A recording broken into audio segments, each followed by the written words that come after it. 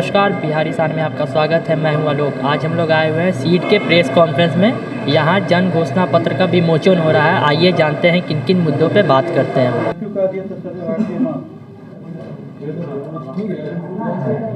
कि जब तक बिहार में कोई भी सरकार कोई भी राजनीतिक दल अगर क्लाइमेट चेंज के ऊपर कार्य नहीं करती है तो बिहार के एक सततशील विकास के रास्ते में एक बढ़िया नींव नहीं रखा जा पाएगा। इसी सोच के साथ सीट अपने सहयोगी संस्थाओं के साथ पिछले 1 महीनों से बोलेगा बिहार इस बार अच्छे ऊर्जा एक कैंपेन चला रही है, जहां पर हम करीब पिछले 20 दिनों के अंदर 20 किसान चर्चा, health dialogue, civil society consultation, industry bodies के साथ हमने कंसल्टेशन किया है, आप लोगों के साथ, मीडिया के साथ भी हमने कंसल्टेशन किया है और इस कंसल्टेशन के आधार पर जो फीडबैक हमें प्राप्त हुई है उसको लेकर आज हम आपके सामने उपस्थित हैं। और आज के इस कार्यक्रम में हम सिविल सोसाइटी की तरफ से एक जन घोषणा पत्र का विमोचन करने जा रहे हैं। इसका मुख्य उद्देश्य है, हमारी मांग है कि राजनीतिक पार्टियां इस घोषणा पत्र में जो बातें लिखी गई हैं, जो रखी गई हैं, जो जनता के बीच से आई हैं, वो अपने घोषणा पत्र में शामिल करें।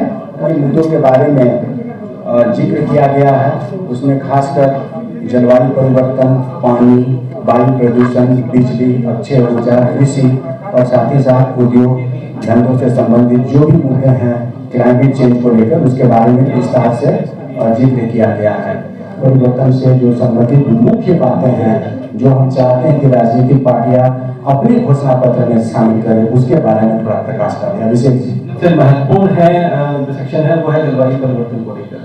और जलवायु परिवर्तन पे मैं पूरी बात, लंबी चौड़ी बात यहाँ पे नहीं रखूंगा। जो 3 हमने जो मांगे रखी हैं राजनीतिक दलों, वो मैं यहाँ पर रखना चाहूंगा। कि पहली बात ये कि अर्थव्यवस्था, बुनियादी अधीसंरचना और कृषि क्षेत्र में जलवायु परिवर्तन के जो खतरे हैं उससे निपटने के लिए आप सभी को पता होगा कि हर राज्य में, खासकर बिहार में भी स्टेट क्लाइमेट एक्शन प्लान है।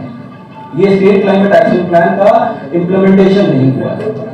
तो कृषि क्षेत्र को के लिए, बुनियादी संरचनाओं को बनाने के लिए और अर्थव्यवस्था को जलवायु परिवर्तन के खतरों से बचाने के लिए जरूरी है कि इस एक्शन प्लान को विभिन्न क्षेत्रों के आधार पर इम्प्लीमेंट। जल को लेकर जो संरचनाएं हैं या पेड़ पौधे हैं, बायोडाइवर्सिटी है, उसको किस तरह से बचाया जा सके ताकि बिहार जलवायु परिवर्तन के खतरों को हमने ये मांग रखी है कि इस जल जीवन हरियाली के अंतर्गत जितने भी इंफ्रास्ट्रक्चर या संरचनाएं बनाई गई हैं उनको एक कानूनी आधार दिया जाए और उसे किसी भी प्रकार की इंक्रोचमेंट से, भविष्य में जो इंक्रोचमेंट हो उससे बचाया जाए। मांगे रखी है उनमें एक जो सबसे महत्वपूर्ण है वो है क्लीन एयर फ्रेमवर्क बनाया जाना चाहिए बिहार के शहरों के लिए, खासकर तो वो शहर जो नॉन अटेनमेंट यानी कि जो सबसे प्रदूषित शहरों की सूची में है, जिसमें पटना, मुजफ्फरपुर और गया है, उन शहरों को ध्यान में रखते हुए क्लीन एयर फ्रेमवर्क बननी चाहिए।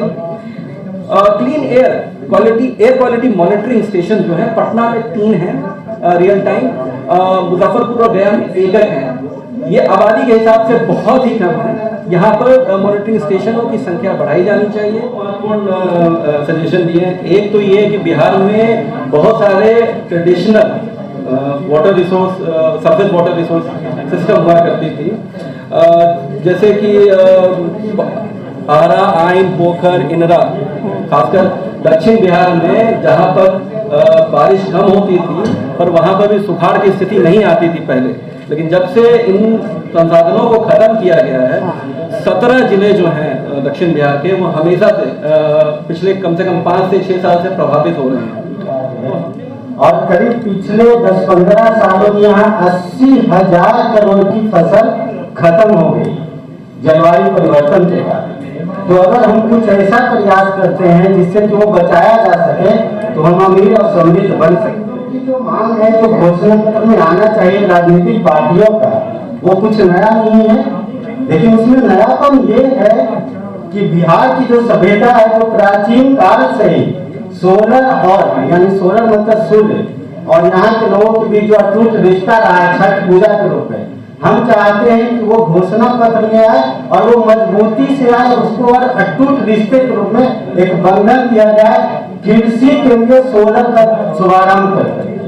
कृषि के लिए सोलर का मतलब है कि जो हम डीजल इंजन देखते हैं, एक सपना देखिए कि वो डीजल इंजन सोलर इंजन में तब्दील हो जाए। एक सपना देखिए जितने हमारे वेयर हाउसेस बने हुए हैं, जहाँ अनाज किसान रख रहा है, छोटे व्यापारी रख रहे हैं, उनको सोलर की तरफ डाला जाए। जितने भी तरह की वहां पे चल रही है आधुनिकरण कृषि में भी हो रहा है, तो आधुनिकरण में किस तरीके से जो वहाँ पे एनर्जी चाहिए वो सोलर का है।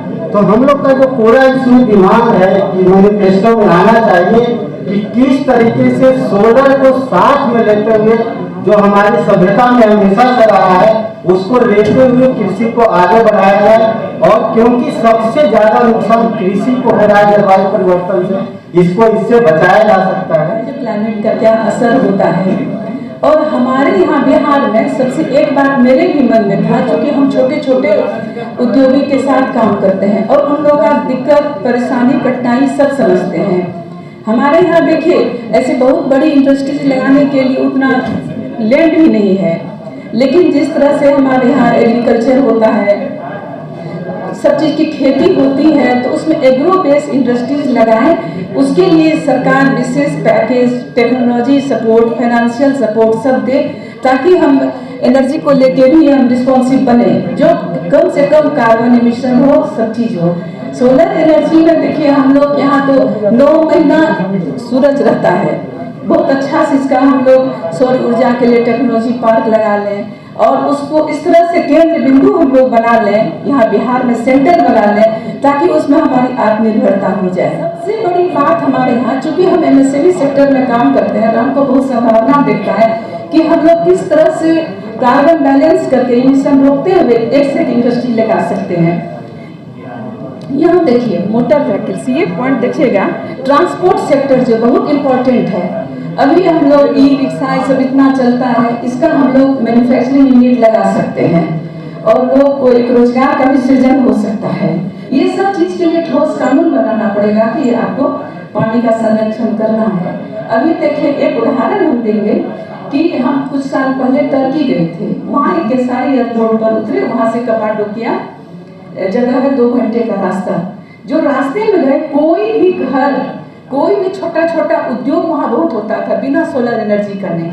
फिर ऐसे करते करते वहाँ पोल्ट्री का सामान सब जो बनता है, हमारे यहाँ भी बिहार में बहुत इसकी संभावना है। पूरा इंडस्ट्रीज वो सोलर एनर्जी पर चल रहा था, तो हमको लगा कि यहाँ चल रहा है तो हम लोग यहाँ भी तो हो सकता है। यहाँ हमारे यहाँ का टेराकोटा बहुत सारा क्राफ्ट है। हम लोग सरकार को फिर यही कहेंगे जो एमएमई सेक्टर में बोले, उस पर खास फोकस रखें, उस पर